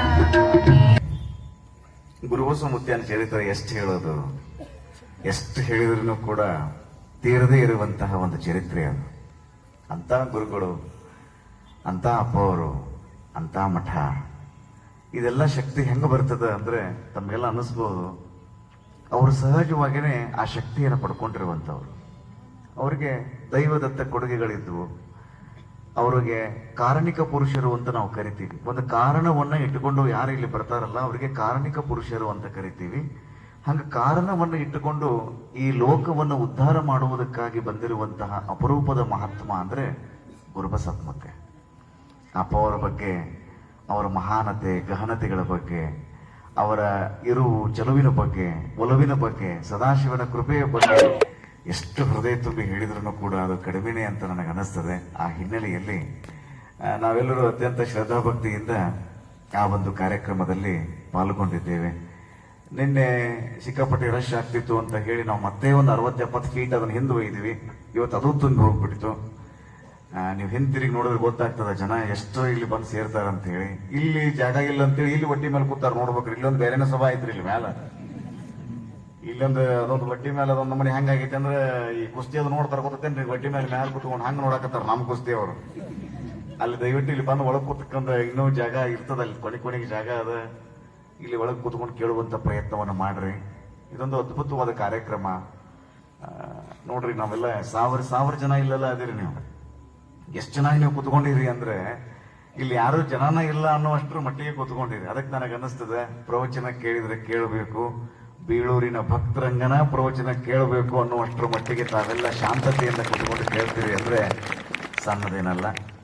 ಅದಕ್ಕೆ ನನಗೆ ಬಹಳ ಖುಷಿ ಆಯ್ತು.